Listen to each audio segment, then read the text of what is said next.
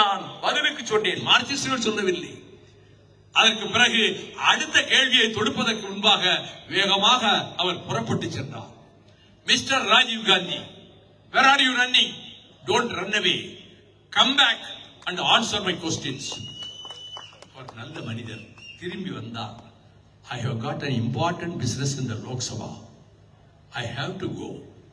Kindly bear with me என்று சொல்லிவிட்டு போனார். இதை பத்திரிகைகளில் தினகரன் பத்திரிகை எட்டுக்காலம் செய்து ஓடாதே நெல் என்று பிரதமரை பார்த்து திமுக உறுப்பினர் கேட்டார் என்று போட்டார்கள்.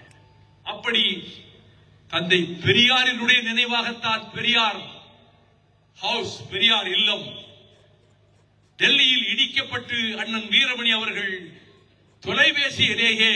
அலைபேசியிலே கண்ணீர் விட்டு பெரியார் சென்டரை இடித்து நொறுக்கிக் கொண்டிருக்கிறார்கள், எப்படியாவது நீங்கள் போய் தடுத்து நிறுத்துங்கள் என்று சொன்னபோது நான் உணவு கூட அருந்தாமல் பாராளுமன்றத்துக்கு ஓடோடி சென்று துணை அமைச்சர் அனந்தகுமார் அவர்களை பார்த்து நிறுத்த வேண்டும் என்ற போது என்னால் முடியாது, லெப்டினன்ட் கவர்னர் போன் எடுத்து ஆஃப் பண்ணிட்டாரு, ஹோம் மினிஸ்டர் தான் நிறுத்த முடியும் அத்வானி, அவர் கவன ஈர்ப்பு தீர்மானத்துக்கு பதில் சொல்லிக் கொண்டிருக்கிறார், சாயங்காலம் 5 மணி வரை அவர் வெளியே வர மாட்டார் என்று சொல்ல, அப்படின்னா நீங்க அண்ணன் வீரமணிகிட்ட போன் கொடுக்கறேன், நான் நீங்க அண்ணன் வீரமணியை லைன்ல வர சொல்றேன், நீங்க அவர்கிட்டே பேசுங்க. பேசினார். வீரமணி அவர்கள் என்னை திரும்ப அழைத்து, நான் நாளைக்கே டெல்லிக்கு புறப்பட்டு வரேன், எப்படியாவது புது பெரியார் சென்டருக்கு இடம் வாங்கணும். நான் உடனே பிரதமர் வாஜ்பாய் அவர்களை போய் அணுகி ஒரு நேரம் பார்த்தேன். நாளைக்கு திராவிடர் கழக தலைவர் வீரமணி அவர்களும் முன்னாள் நாடாளுமன்ற உறுப்பினர் செடியன் அவர்களும் முன்னாள் பிரதமர் VP சிங்கையும் நான் அழைத்துக் கொண்டு வருவேன், நீங்க டைம் ஒதுக்கணும். ஒன்னும் மறுக்கல. செக்ரட்டரி கூப்பிட்டு நாளைக்கு 5 மணிக்கு அப்பாயின்மெண்ட் கொடுத்துட்டார். மறுநாள் காலையில் நான் வீரமணி கண்கலங்க வந்தார் என் வீட்டுக்கு. நாங்க சாயங்காலம் போனோம். வாஜ்பாயிட்ட சொல்லி நான் பேசுறேன், Periyar center has been demolished by the lieutenant governor. நான் கேட்கிறேன், பண்டித நேருவின் பெயர் எங்கள் தமிழ்நாட்டிலே பல இடங்களில் இருக்கிறது, திலகர் பெயர் பல இடங்களில் இருக்கிறது, தேசபந்து சித்தரஞ்சன் தாஸ் மைதானம் என்றே ஒரு ஊரில் இருக்கிறது. ஆனால் எங்கள் வீர சிதம்பரம் பிள்ளையை பற்றி இந்த டெல்லிக்கு யாருக்காவது தெரியுமா? எங்கள் தென்னாட்டு தலைவர்களை பற்றி இங்கே யாருக்காவது தெரியுமா? ஆகவேதான் தனிநாடு திராவிட நாடு கேட்ட கட்சி திராவிடர் கழகம். எலெக்ஷன்ல ஓட்டு கேட்காத கட்சி திராவிடர் கழகம். உடனே அவர் சொன்னார், I know mister Veeramani pretty well. In Madurai TESO conference I met him. மதுரையில் இருந்த டெசோ மாநாட்டில் அவரை பார்த்திருக்கிறேன். அவங்க ஓட்டும் கேட்க மாட்டாங்க, மனசுக்குள்ள மூலையில தனிநாடு கோரிக்கை இன்னும் வச்சிருக்காங்க. நான் அவர்களை ஆதரித்து அங்க வந்து பேச வந்திருக்கேன். பெரியார் சென்டரை எப்படி உடைக்கலாம், வேறு நல்ல இடம் பார்த்து தாருங்கள் அதை கட்டுறதுக்கு. ஒன்னும் மறுக்கலையே. மந்திரி அனந்தகுமாருக்கு உடனே போன்ல கனெக்ஷன் கொடுக்க சொல்லி செக்ரட்டரிட்ட சொல்லி, நீங்கள் டெல்லியில் அவர்கள் விரும்புகிற இடத்தை தேர்ந்தெடுத்து சந்தை கட்டடத்தில் அல்ல, சந்தை விலையில் அல்ல, குறைந்த கட்டடத்தில் அந்த இடத்தை அவர்களுக்கு தாருங்கள் என்று வாஜ்பாய் உத்தரவிட்டார். முன்பிருந்த இடத்தை விட அப்பல்லோ ஆஸ்பத்திரிக்கு பக்கத்திலே இருக்கிற பரந்த வெளி, குறைந்த செலவிலே 2 லட்சத்துக்குள்ள படத்தை கட்ட சொல்லி அதை திராவிடர் கழகத்துக்கு பெற்றுக் கொடுத்தவன் என்ற தகுதியோடு சமூக நீதியை பற்றி இங்கே நான் பேச வந்திருக்கிறேன். சமூக நீதியைக்காக போராடியவர்கள் திராவிட இயக்க தலைவர்களிலே அந்த பெயர்களை பட்டியலிட்டார்களே. அப்பொழுது 1950ஆம் வருடம் பனகல் அரசர் தலைமையில் நீதி கட்சி அமைச்சரவையில் 1921ஆம் வருடம் விகிதாச்சார அடிப்படையில் இடங்கள் ஒதுக்கப்படும் என்ற செய்தியை, அதற்கு பிறகு 1928இல் டாக்டர் சுப்பராயன் தலைமையில் பத்திரப்பதிவுத்துறை அமைச்சராக இருந்த முத்தையா முதலியார் இடஒதுக்கீட்டுக்காக வகுப்பாரி பிரதிநிதித்துவத்தை நிலைநாட்டுவதற்கு சட்டம் கொண்டு வந்தாரே. அதனால் பெரியார் எங்கே போனாலும் ஆண் பிள்ளைக்கு பெயர் வைப்பதாக இருந்தால் முத்தையாண்டு தான் வைப்பார். அப்படி பாதுகாத்து தந்த அந்த வகுப்பு, அந்த இடஒதுக்கீடு சமூக நீதியினுடைய அடித்தளம். நொறுக்கப்பட இருந்த போது அதை எதிர்த்து போராடுவதற்கு 1950 செண்பகம் துரைராஜ் வழக்கில் இப்படி இது வகுப்பாரி பிரதாயத்தின் அடிப்படையில் கல்லூரிகளில் இடம் ஒதுக்கக்கூடாது, வேலை வாய்ப்புகளில் இடம் ஒதுக்கக்கூடாது என்று சென்னை ஹைகோர்ட்டும் டெல்லி சுப்ரீம் கோர்ட்டும் தீர்ப்பளிக்க தந்தை பெரியார் ஒரு பக்கத்திலே போராட, அறிஞர் அண்ணா ஒரு பக்கத்திலே போராட, பிறகு 2 பேர் தரப்பில் இருந்தும் காமராஜரிடம் போய் சொல்ல, பெருந்தலைவர் காமராஜர் டெல்லிக்கு சென்று பண்டித ஜவஹர்லால் நேருவை சந்தித்து, நீங்கள் இந்த வகுப்பாரி பிரதிநிதித்துவத்துக்கு இடம் கொடுக்கிற ஒரு சட்டத்தை கொண்டு வர வேண்டும் என்று சொல்ல 1951 நிறைவேற்றப்பட்ட முதல் இந்திய அரசியல் சட்ட திருத்தத்தில் இந்த இடஒதுக்கீடு இடம்பெற்றது என்று சொன்னால் போற்றப்பட வேண்டியவர்கள் பெருந்தலைவர் காமராஜர், தந்தை பெரியார், பேரறிஞர் அண்ணா அவர்கள். இதற்கு பிறகு மொரார்ஜி தேசாய் பிரதமராக இருந்த காலத்தில் பிற்படுத்தப்பட்டோருக்காக மண்டல் கமிஷன் அமைக்கப்பட்டது. ஆனால் மண்டல் கமிஷனுடைய அறிக்கையை நிறைவேற்றுவதற்கு அதுக்கு பிறகு வந்த எந்த பிரதமரும் முற்படவில்லை. விபி சிங் பிரதமராக வந்தார். 1989 கடைசியில் 90ஆம் ஆண்டு ஆகஸ்ட் மாதம் 7ஆம் தேதி அவர் நின்று கொண்டிருக்கிற இடத்துக்கு 5 வரிசைகள் கழித்து பின்னால் நான் உட்கார்ந்து இருக்கிறேன். அப்பொழுது அவர் சொன்னார், இந்த நாடு டாக்டர் அம்பேத்கரையும் தந்தை பெரியாரையும் ஒரு காலம் மறக்க கூடாது. யார் சொன்னது? விஸ்வநாத் பிரதாப் சிங். அப்பொழுதுதான் அவர் சொன்னார், இந்த மண்டல் கமிஷன் அறிக்கையை இந்த அரசு நிறைவேற்றும். ஆகஸ்ட் 7ஆம் தேதி சொன்னார். நவம்பர் 7ஆம் தேதி இதன் காரணமாகவே விபி சிங் ஆட்சி கலைக்கப்பட்டது, கவிழ்க்கப்பட்டது. சந்திரசேகர் ஆட்சி பொறுப்புக்கு வந்தார். அந்த விபி சிங் அவர்கள் சமூக நீதி காவலராக தமிழ்நாட்டின் அத்தனை வீதிகளில் வந்து பேசிய போது முதல் கட்ட சுற்றுப்பயணத்தில் எல்லா இடங்களிலும் அதை தமிழிலே மொழிபெயர்த்தவன் நான். அதை என்றும் நான் மறக்க முடியாது. அவர் சமூக நீதியை பாதுகாத்தார். தமிழ்நாட்டிலே ஐயா டாக்டர் ராமதாஸ் அவர்கள் சமூக நீதி 1200 கிலோமீட்டர் ஒவ்வொரு நாளும் 30 கிலோமீட்டர் 25 கிலோமீட்டர் கால்கெடுக்க நடந்து எல்லோரும் சேர்ந்து உணவருந்தி அப்படி வந்து கொண்டிருந்த பொழுது ஒரு செய்தி பார்த்தேன். அரசியல் சட்ட திருத்தத்துக்கு ஜெயலலிதா ஆட்சியிலே அவர்கள் ஒரு திருத்தம் கொண்டு வந்திருக்கிறார்கள். அதன்படி 9வது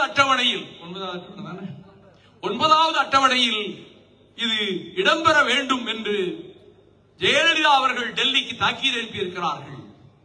நாடாளுமன்றத்திலே வாக்கெடுப்பு நடத்தப்பட இருக்கிறது என்ற செய்தி கேள்விப்பட்ட போது நான் சிவன்மலைக்கு பக்கத்தில் தீரன் சின்னமலை உலவிய பகுதியில் நான் ஆயிரக்கணக்கான தோழர்களோடு நடந்து கொண்டிருக்கிறேன். எல்லோரையும் அப்படியே நிறுத்தினேன். நாளை வாக்கெடுப்பு நடக்கப்பட இருக்கிறது ராஜ்யசபாவில். இந்த சமூக நீதிக்காக கொண்டு வந்த இந்த சட்ட திருத்தத்தை பாராளுமன்றம் நிறைவேற்றுமா நிறைவேற்றாதா என்று. நான் ஒரு வாக்காளர், ஒரு எம்பி, நான் ஓட்டு போட வேண்டும். எனவே இந்த இடத்திலேயே திட்டுப்பாறை என்கிற இந்த இடத்திலேயே நீங்கள் அத்தனை பேரும் ஆயிரக்கணக்கிலே இருங்கள். உங்களுக்கு வேண்டிய உணவு வசதிகளை டாக்டர் நம்முடைய சகோதரர் கணேசமூர்த்தி மற்றவர்களும் செய்வார்கள்.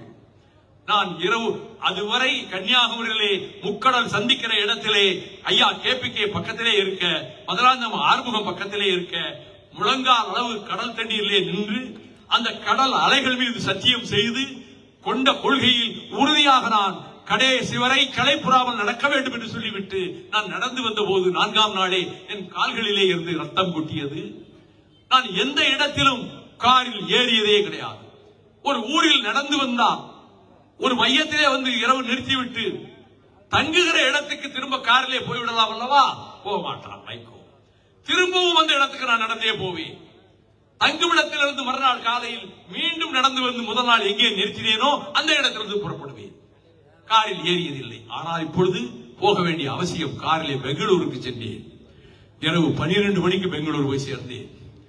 காலை விமானம் 6 மணிக்கு. எனக்கு பயம், பிளைட் கேன்சல் ஆயிருமோ என்னமோ, ஓட்டு போட முடியாதோ என்னமோ. விமானம் புறப்பட்டு கொஞ்ச தூரம் ஆகாயத்திலே பறந்த பிறகுதான் எனக்கு நிம்மதி பெருமூச்சு வந்தது. டெல்லி சென்று ராஜ்யசபாவில் அந்த வாக்கெடுப்பிலே நான் ஓட்டு போட்டேன். அரசியல் சட்ட திருத்தம் 368வது பிரிவு என்ன சொல்லுகிறது தெரியுமா? மொத்த உறுப்பினர்களில் பாதிக்கு மேற்பட்டவர்களும் ஓட்டு போடுகிறவர்களில் 3/2 பங்குக்கு அதிகமானவர்களும் ஓட்டு போட்டால்தான் இப்படிப்பட்ட சட்ட திருத்தங்களை நிறைவேற்ற முடியும் என்று சட்டம் இருக்கிறது. ஒருவேளை தோற்று போனால், நடைபயணத்துக்கு போனவன் சமூக நீதியை மிதித்து விட்டு போய்விட்டான் என்று என்னையல்லவா குற்றம் சொல்வார்கள்? சொல்லுகிறார்களோ இல்லையோ, என் மனச்சாட்சி எனக்கு உறுத்துவல்லவா?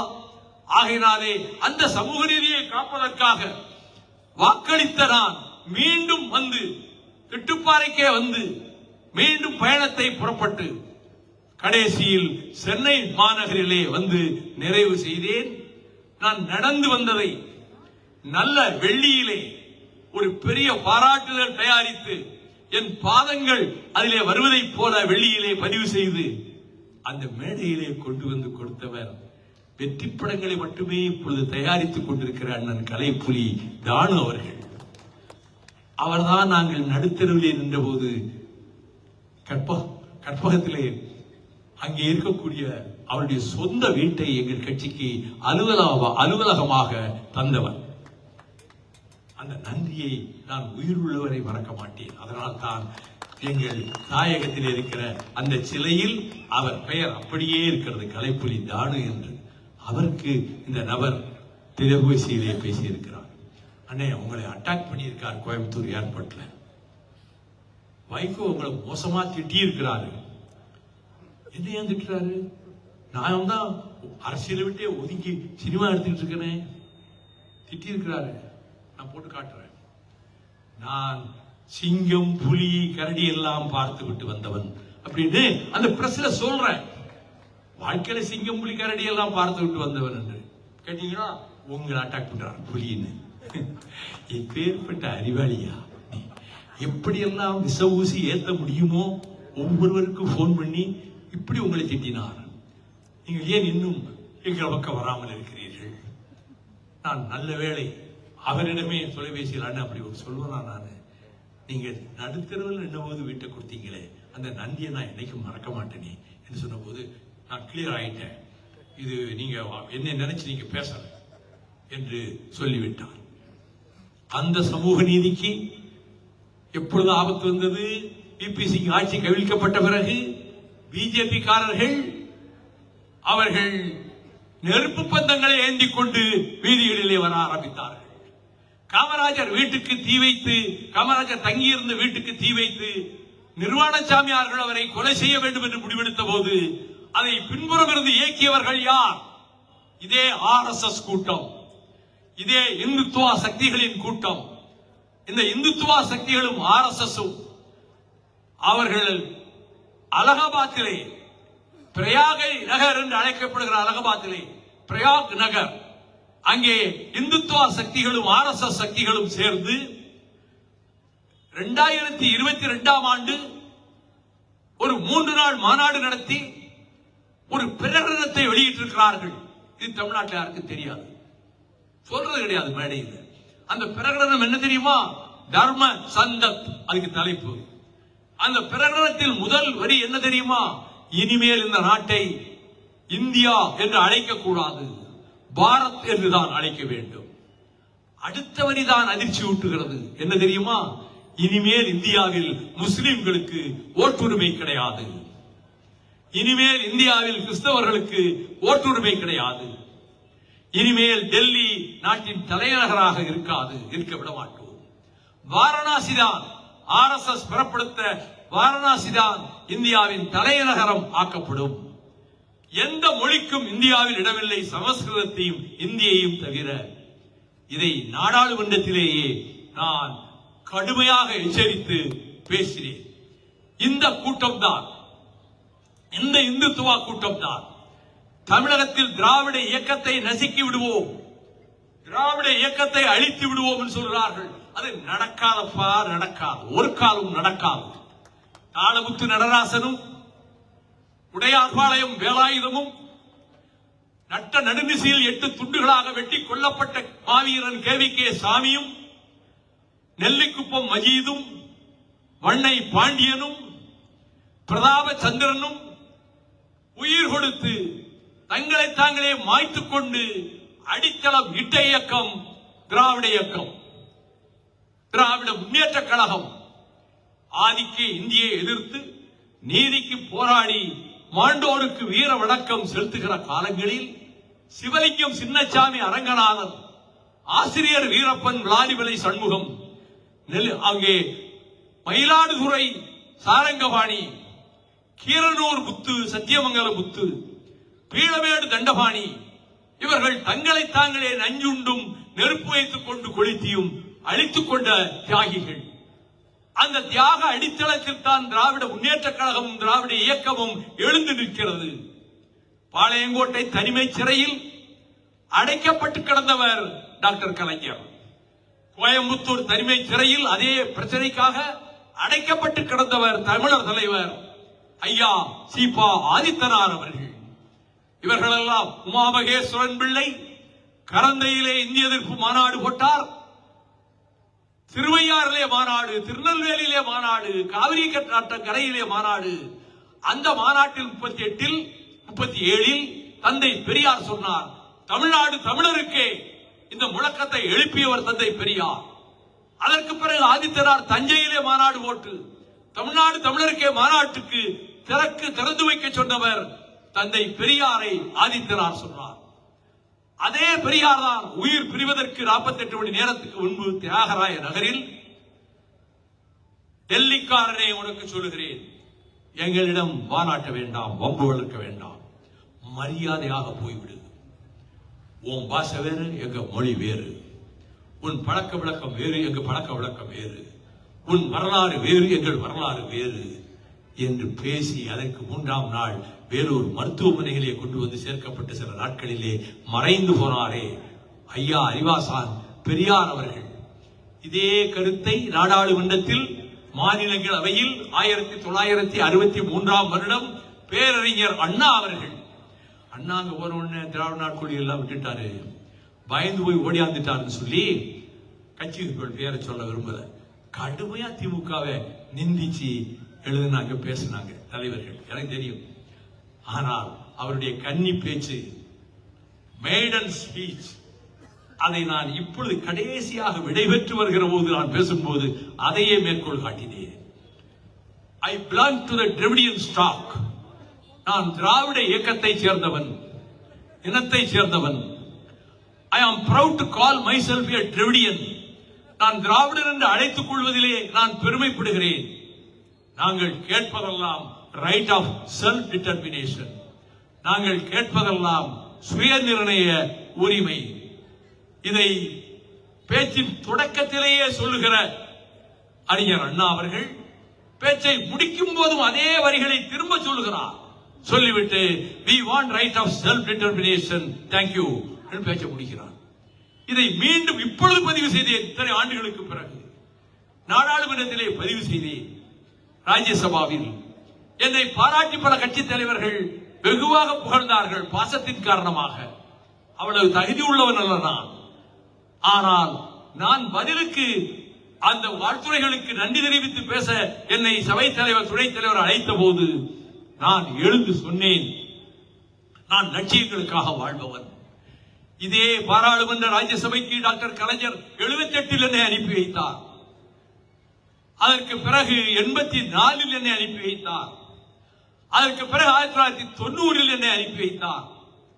அந்த நன்றியை நான் என்றும் மறக்க மாட்டேன் என்று சொல்லிவிட்டு பிறகு சொன்னேன், யுத்த காலத்திலே ஆல்டிகாட்டி யுத்த காலத்தில் மகாராணா பிரதாப் சிங் 18,000 போர் வீரர்களோடு அந்த கணவாயிலே நின்றான்.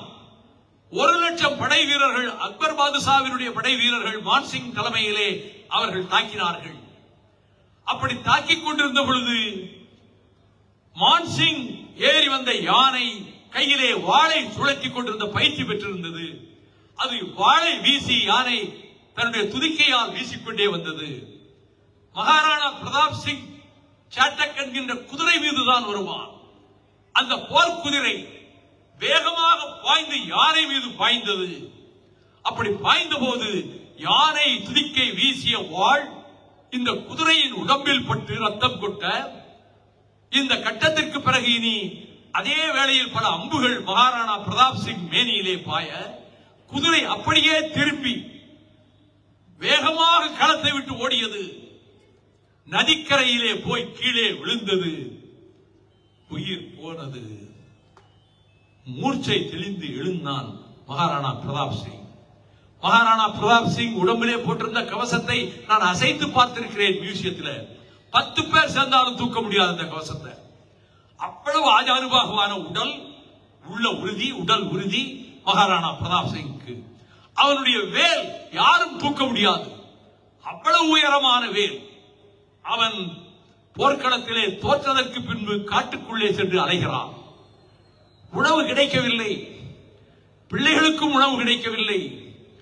அப்பொழுது அவன் சொல்லுகிறான், till such a time breads of dry grass available, உலர்ந்த புல்களால் செய்யப்பட்ட ரொட்டி துண்டுகள் என் பசியை போக்குவதற்கு கிடைக்கின்ற காலம் வரையிலும், till such a time water in streams available, ஓடும் நீரோடைகளிலே இருக்கக்கூடிய தண்ணீர் என் தாகத்தை தணிக்கிற அளவுக்கு கிடைக்கின்ற காலம் வரையிலும், till such a time I breathe the air of this atmosphere, இந்த சூழலிலே உலவிக் கொண்டிருக்கிற காற்றை நான் சுவாசிக்கிற சக்தி இருக்கிற வரையிலும், I will raise my sword for the liberation of my motherland, என் தாய் நாட்டை விடுவிப்பதற்காக நான் உயர்த்திய வாளை கீழே போட மாட்டேன் என்று சொன்னான். அதையே திரும்ப சொல்லி கடைசி வாக்கியத்தை மட்டும் மாற்றினேன். I will raise my sword, the Dravidian sword, for the liberation of Tamil Eelam. Tamil ஈழத்தின் விடுதலைக்காக மூச்சு காற்று அடங்குகிற வரை, ரொட்டி துண்டுகள் உலர்ந்த புல்லால் செய்யப்பட்ட உணவுக்கு கிடைக்கின்ற வரை, நீரோடைகளிலே தண்ணீர் ஓடுகிற வரை நான் உயர்த்திய வாளை கீழே போட மாட்டேன் என்று நான் பேசி முடித்தேன். கட்டி பிடித்துக் கொண்டார்கள். 10 அடி ஆழத்திலே கிட்டுவுக்கு ஒரு அறை அமைக்கப்பட்டது. கிட்டு அதிலே தங்கவில்லை, என்னை தங்க வைத்தார்கள். 3 விடுதலை புலிகள் எந்திர துப்பாக்கிகளோடு கட்டிலை சுற்றிலும் எந்த நேரமும் உட்கார்ந்திருப்பார்கள்.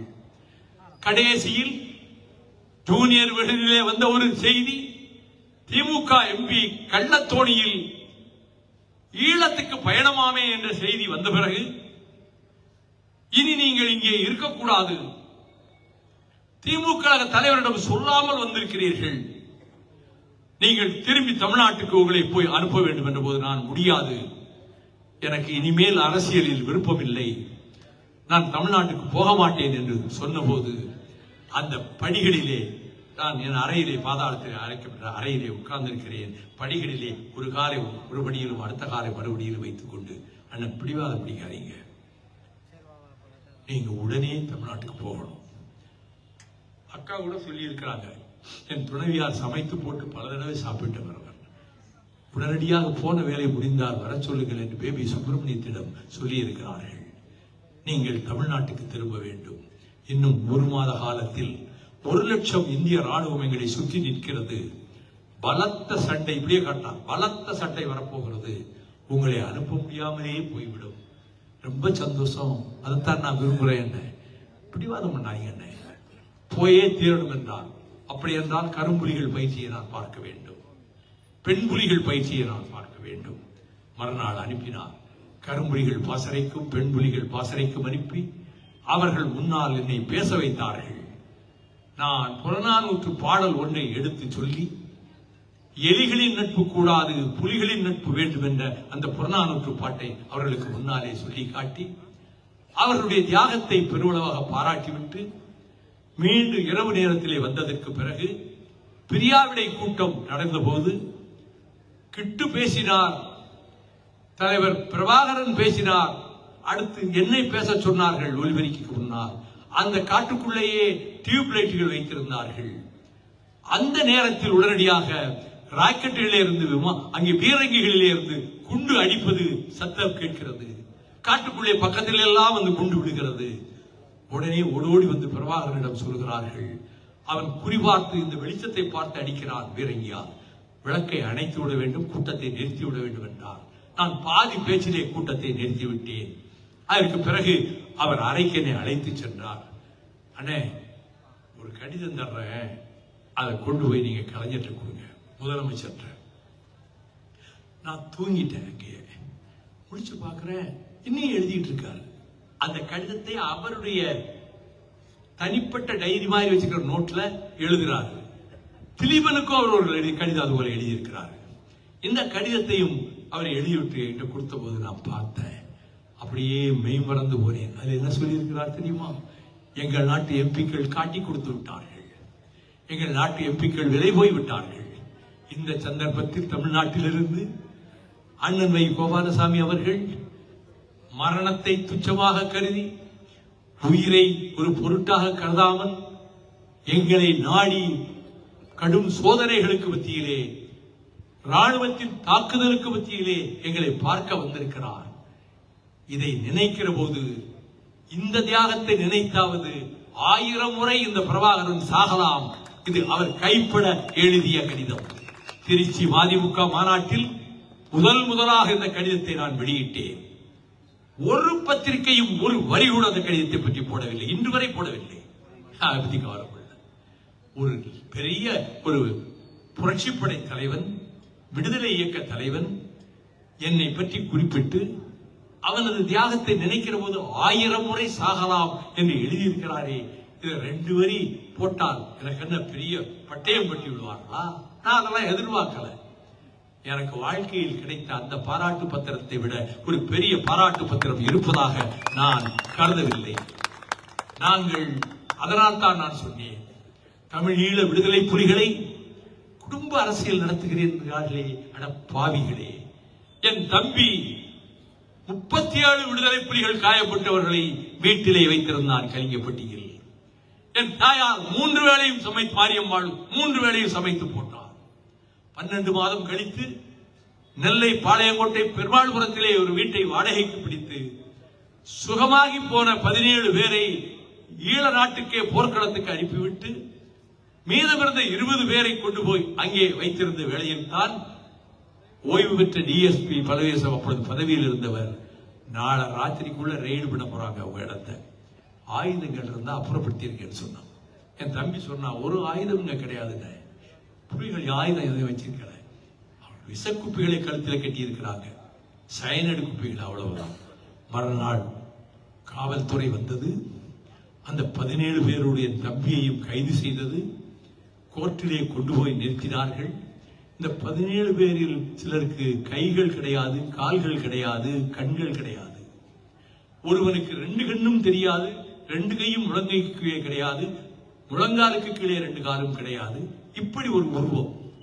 அவனை ஒவ்வொரு நாளும் காலையிலே 2 கைகளாலும் தம்பி ரவிச்சந்திரன் தூக்கி கொண்டு சென்று கழிப்பறையிலே வைத்து அவனை சுத்தப்படுத்தி விட்டு திரும்ப கொண்டு வந்து அவனுக்கு உணவு ஊட்டி இந்த கடமையை தொடர்ந்து கடைசி வரை செய்து கொண்டிருந்தவன் அவன். அவனை பார்த்து நீதிபதி கேட்டார், விடுதலை புலிகளை நீங்கள் வீட்டிலே வைத்திருந்தது குற்றம் தானே, சட்டப்படி குற்றம் தானே என்றார்.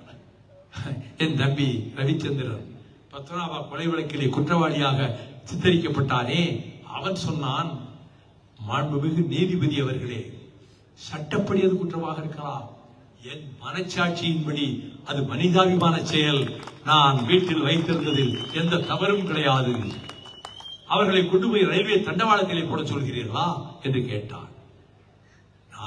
அதற்கு பிறகு அவன் கைது செய்யப்பட்ட பிறகு எனக்கு நன்கு நினைவு இருக்கிறது, அண்ணன் கோசி பணி சோழ மண்டல திமுக தளபதி அண்ணா அறிவாலய தாழ்வாரத்திலே இதை பக்கத்திலே வா என்று கூப்பிட்டு, நீ வானலாக பேசுவதும் எழுதுவதும் ஜெயிலுக்கு போவதும் தலைவருக்காக உயிரை கொடுக்க முனைவதும் எல்லா புகழையும் உன் தம்பி ஒரு ஸ்டேட்மெண்ட்ல உன்னை தூக்கி எறிஞ்சிட்டு எங்கோ உச்சத்துக்கு போயிட்டான் அப்படின்னு மணியண்ணன் சொன்னார்.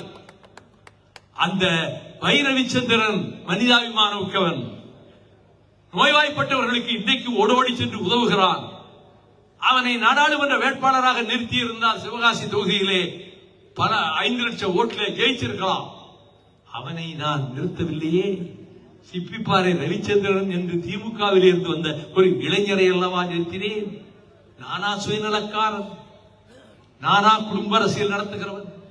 நானா வாரிசு அரசியல் நடத்துகிறவன்? என் தம்பிக்கு அந்த வாய்ப்பை கொடுக்கவில்லையே. என் தாயார் மதுவை ஒழிப்பதற்காக போராடிய தாயார். பிரபாகரனின் மகன் பாலச்சந்திரன் 5 குண்டுகளால் மார்பிலே செலுத்தப்பட்டு கொல்லப்பட்டார் என்ற செய்தி அறிந்து என் ஊரில் இருக்கக்கூடிய 500 தாய்மார்களையும் ஆயிரக்கணக்கானவர்களையும் அழைத்து நாள் முழுக்க என் தாயார் உண்ணாவிரதம் இருந்தார். அதன் பிறகு அவர் உடல்நலம் ரொம்ப கெட்டு சென்னைக்கு கொண்டு வந்து அப்பல்லோ மருத்துவமனையில் சேர்த்த போது அவர்களுக்கு ரத்த அழுத்தமும் சர்க்கரை நோயும் இருக்கிறது. நாள் முழுக்க தண்ணீர் இருந்தாமல் உண்ணாவிரதம் இருந்திருக்கிறார் உங்கள் தாயார்.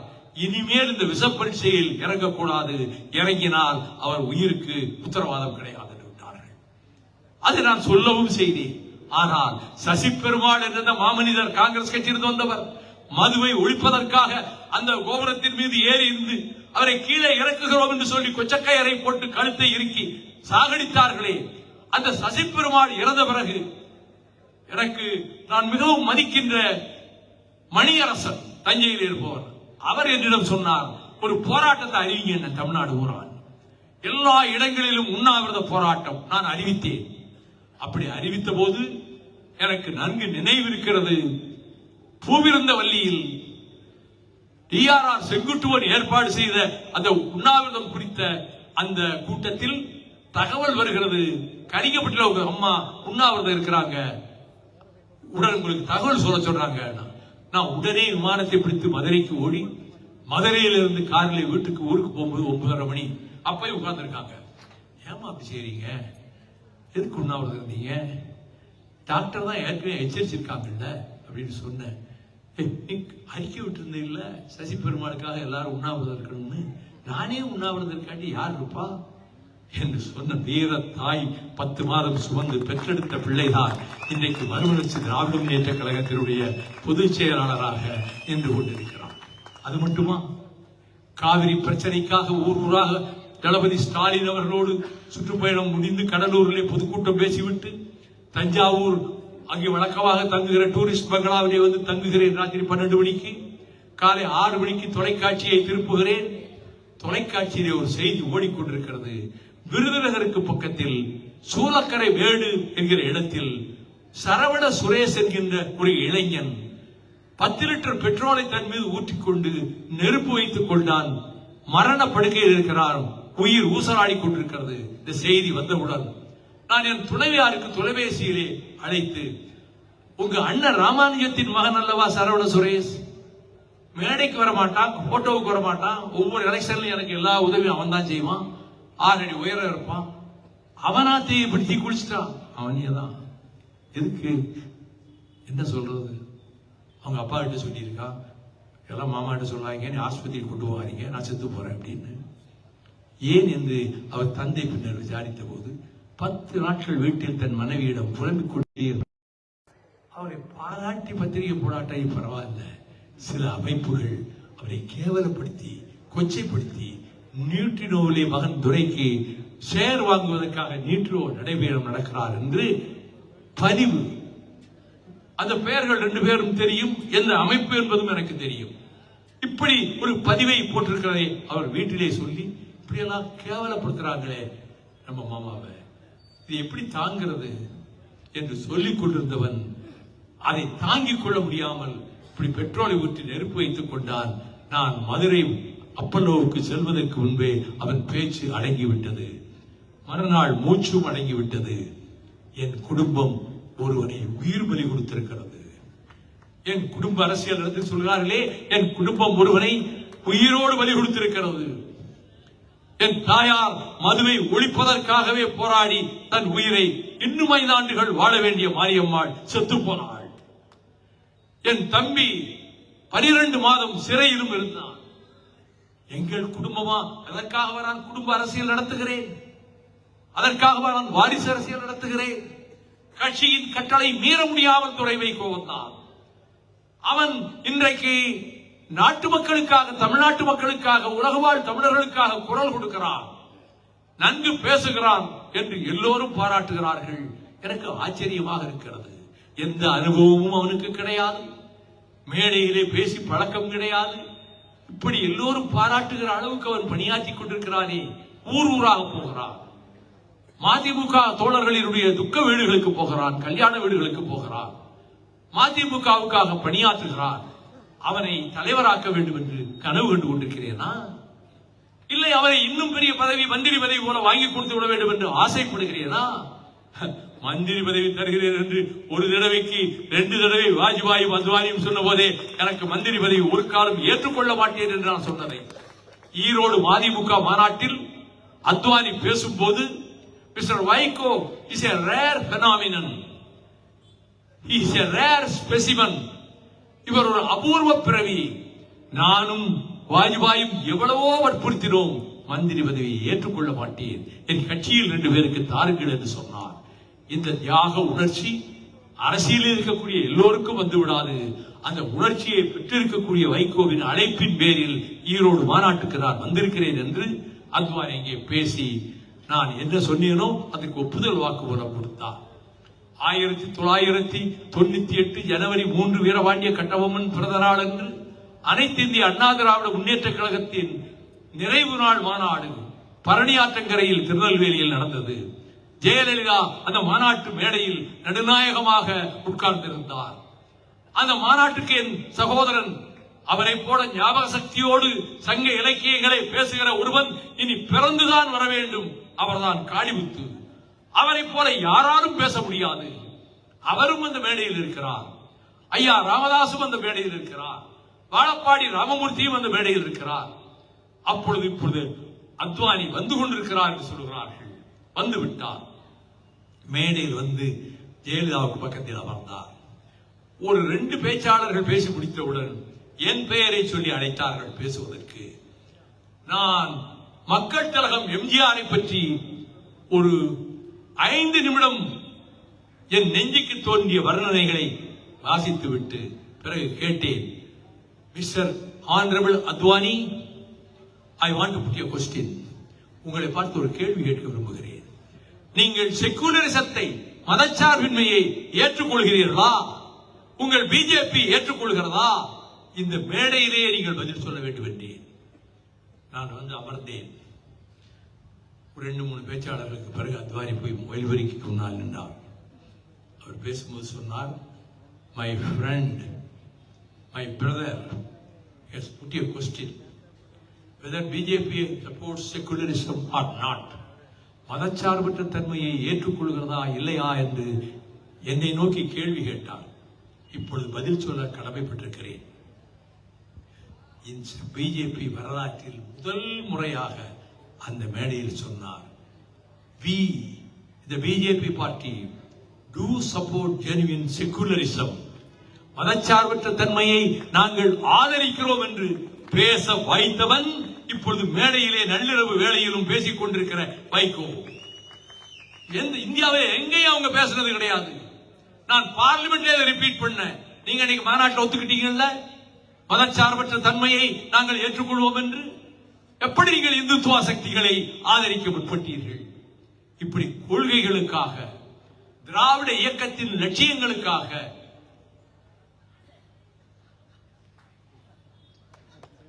காவல்துறைக்கு ரொம்ப நன்றி. முடிச்சிடுறேன், நேரம் கடந்து விட்டது என்று சொல்லிவிட்டார்கள். 2 நிமிஷத்துல முடிச்சிடுறேன். பேச விட்டா விடிய காலம் 5 மணி வரைக்கும் பேசிக்கிட்டு இருப்பேன். இவங்களும் போகாம உட்கார்ந்து முடிச்சிடுறேன். அதே போல இந்த கடைசி நேரத்தில் ஒன்றை சொல்லுகிறேன். திமுக அணியை விட்டு ஒரு காலம் மதிமுக விலகி செல்லாது. உறுதியாக இருப்போம். எக்கு போன்ற உறுதி உள்ளத்தோடு திராவிட முன்னேற்ற கழகத்தின் தலைமையிலான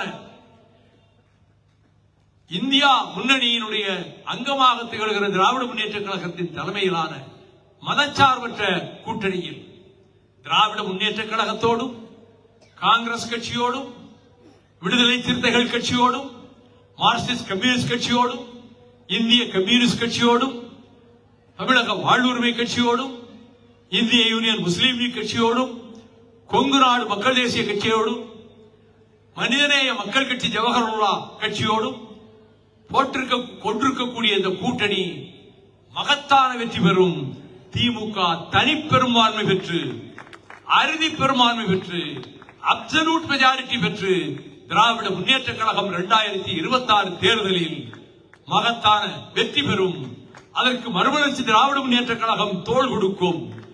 மறுமலர்ச்சி திராவிட முன்னேற்ற கழகத்தின் தோழர்களே, எதை பற்றியும் நீங்கள் கவலைப்படாதீர்கள். நம் கடமையை செய்வோம். எத்தனை சீட்டு, எத்தனை விவகாரம், இதுக்குள்ள போகாதீர்கள். நம் கடமையை செய்வோம். நமக்கு இருப்பது பெரிய வாக்கு வங்கி அல்ல. நமக்கு இருப்பது திமுகவை போன்ற கட்சி பலம் அல்ல. ஆனால் நம்மோடு இருப்பவர்கள் ஸ்பார்டா வீரர்களை போன்ற உறுதியானவர்கள். நம்முடைய பலத்தையும் திமுகவுக்கு சேர்த்து கொடுப்போம். இப்படி சொல்லிவிட்டுத்தானே 8 ஆண்டுகளுக்கு முன்னாலே தீர்மானம் போட்டோம். நிர்வாக குழுவில் திராவிட முன்னேற்ற கழகத்தோடு நாங்கள் கரம் கோர்ப்போம், திராவிட இயக்கத்தை காப்பாற்ற என்று தீர்மானம் போட்டதோடு மட்டுமல்ல, அவர் உயிர் பிரிவதற்கு சில நாட்களுக்கு முன்பு டாக்டர் கலைஞரை பார்க்க சென்ற போது தளபதி ஸ்டாலின் என்னை கையை பற்றிக் கொண்டு பாடிக்கு அழைத்துக் கொண்டு போன போது வேறு யாரும் 2 பேர் மட்டும்தான். அவர் காதோரம் சென்று அப்பா வைகோ வந்திருக்கிறார் என்று சொல்ல கண் திறந்து பார்த்த அவர் என்னை உற்று நோக்க, உங்களுக்கு எப்படி நான் திராவிட முன்னேற்ற கழகத்தில் பக்கபலமாக தோள் கொடுத்தேனோ அதை போல தம்பிக்கும் ஸ்டாலின் அவர்களுக்கும் பக்கபலமாக உறுதியாக கடைசி வரையில் நான் தோள் கொடுப்பேன் என்று நான் சொல்லவும், அவர் கண்கள் கலங்கவும், இதை திருச்சியிலே ஒரு நூல் வீரபாண்டியனுடைய நூல் வெளியீட்டு விழாவிலே இதனை அந்த விழாவிலே தளபதி ஸ்டாலின் அவர்கள் நான் சொன்ன இதே வார்த்தைகளை சொன்னார். இல்லாவிடில் நான் கற்பனையாக கதை விடுகிறேன் என்று இந்த புதிய நபர் ஏதாவது நாளைக்கு சொல்லி விடுவார். அவர் சொன்னார், தளபதி ஸ்டாலின் சொன்னார், இப்படி என் தந்தையிடம் வாக்குறுதி தந்தவர் தான் வைகோ என்று. அதே போல பணியாற்றுவோம். என்னுடைய அன்பு சகோதரர்களே, மாவட்ட செயலாளர்களே, ஆத்திரம் கொள்ள வேண்டாம். என்ன வேண்டுமானாலும் பேசிக் கொள்ளட்டும், என்ன வேண்டுமானாலும் திட்டமிடட்டும். நேருக்கு நேராக வருவேன். நாள் குறியுங்கள், நேரம் குறியுங்கள். என்ன யுத்தமா நடக்கிறது? சவால் விடுவதற்கு நேருக்கு நேராக வருகிறேன். முறைப்படி கொடுக்கப்பட்ட கேள்விகளுக்கு முறைப்படி விளக்க கடிதம் தான் அனுப்ப வேண்டும். நேருக்கு நேர் சந்திப்பதற்கு வைகோ ஒன்றும் கோடை அல்ல. ஆனால் அது தேவையில்லை, அது அவசியமில்லை. இந்த பொறியிலே நாங்கள் மாட்டிக்கொள்ள மாட்டோம். உறுதியாக இருப்போம். மறுமலர்ச்சி திராவிட முன்னேற்ற கழகத்தை கட்டி காத்து வருகிற இந்த மேடையில் இருக்கின்ற கண்மணிகளை